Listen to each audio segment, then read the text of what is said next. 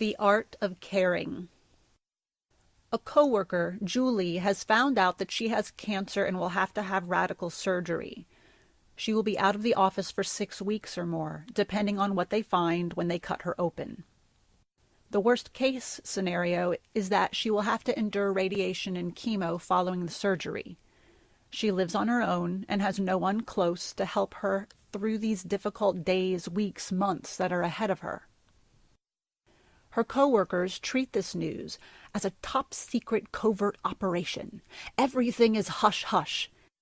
They send in one informant to find out the details from Julie, and then only disperse the information to the command center. When Julie is out of the office, they send out an email telling of their plan to send a care package to her house, and for everyone who would like to donate to the package to please give the money or item to Julie's supervisor. The care package will consist of a card signed by everyone, puzzles, books, a lap table, and candy. The supervisor boasts of the fact that the care package cost the group, of about 14 people, only $28.54. Even the frugal accountant in me finds something wrong with this calculation. How can caregiving be reduced to $28.54?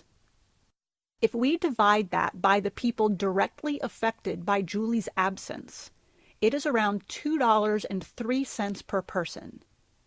Is that all it costs to care for a person? Who will go to the doctors with Julie? After the surgery, who will be there to help Julie in and out of the car or to the bed and bathroom?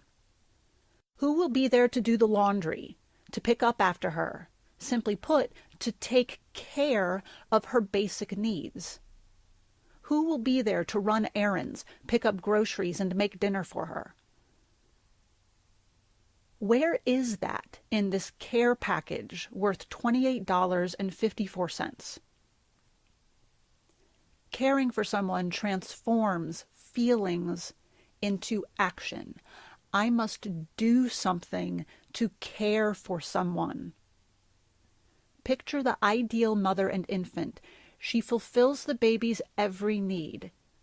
Whenever the baby needs it, the mother definitely cares for the baby. Another important ingredient to caring is the wisdom to accept who we are and where we are right now in this moment. The Serenity Prayer sums it up.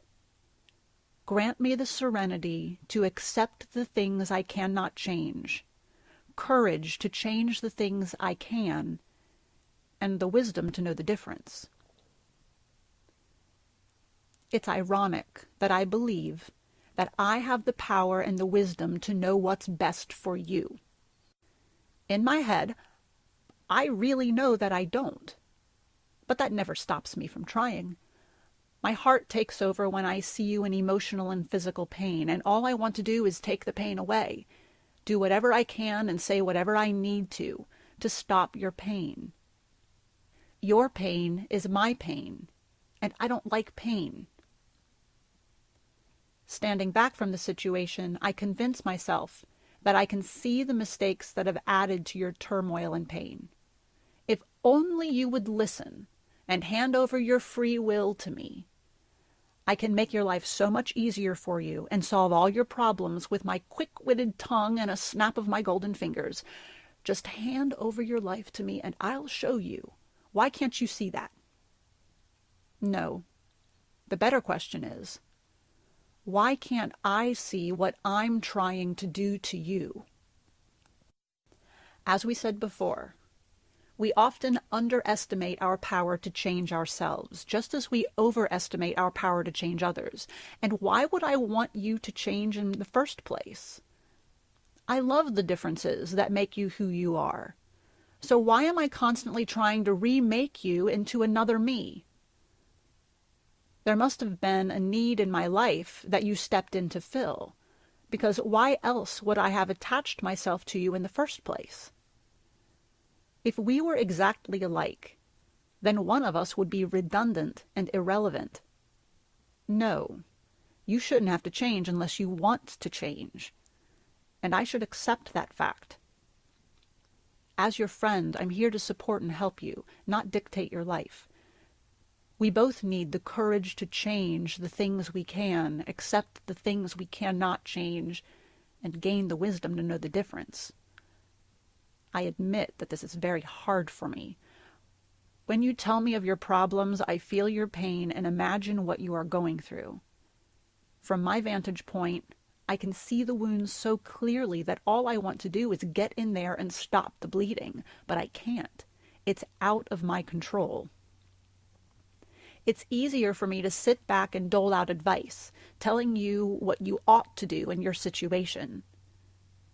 Granted, it is a wonderful feeling to be this great counselor and advisor, to sit there and listen to the problems, objectively analyzing the situation, and freely dealing out antidotes and solutions to your problems like cards from a playing deck. But antidotes rarely stop the bleeding. I may feel in control and proud that I am able to support and care for you in this manner, but you are still in pain. You are still suffering. Words without action are just words. Caring goes beyond sitting back and giving advice. It goes beyond a sentimental Hallmark card and well wishes. It actually requires me to sacrifice, there's that word again, my time, my attention, my energy, and my money to care for others. It requires me to step out on a ledge and offer myself to you for whatever is needed.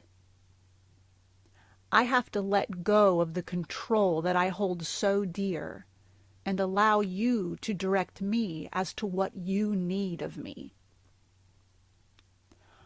Offering my help unconditionally is only the first step.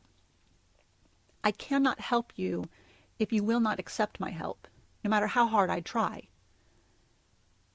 As in any agreement, arrangement, or relationship, there is nothing I can do but offer myself.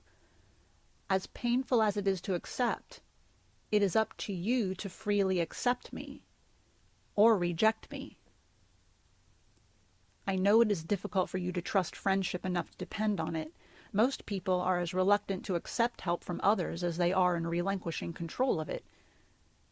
You may feel that you are imposing on a friendship, that you will become a burden, or that you will owe me something that you cannot repay.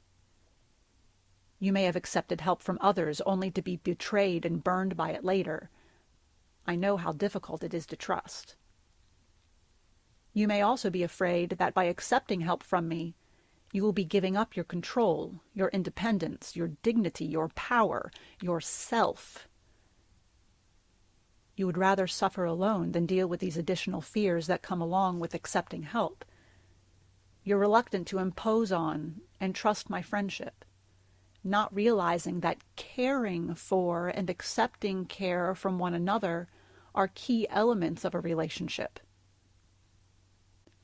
Strange as it seems, the opposite of love is not hate, but indifference. With love and hate, a person feels something for another. Words are simply the overflow of what is going on in our hearts. When you yell at me that you hate me, you are actually telling me that you are hurting and want to hurt me back. You are hurting because you feel something for me. You care something for me. With indifference, there is no feeling one way or the other. The person simply does not care. Clearly, if I don't care for a person, then that person is not my friend. It logically follows that if you are my friend, then I must care for you. This caring is not imposing my will onto you. When I care for you, I must not reduce you to another item to manage. Caring for you doesn't take away your dignity, power, importance, independence. By caring for you, I must surrender myself to your will, allowing you to keep control and possession of those precious gifts. I have to be realistic. At one time or another, it will be my turn to accept help and care from you. Only then will I really understand the saying, "It is much better to give than to receive." I know that I will suffer through the same fears that you did when you were faced with the decision to accept my help. It will be tough for me to give up control, to admit I cannot do it on my own and that I need your help. If I want you to trust yourself to my care, I must be gracious in accepting yours as well. Friendship is reciprocal. What goes around comes around.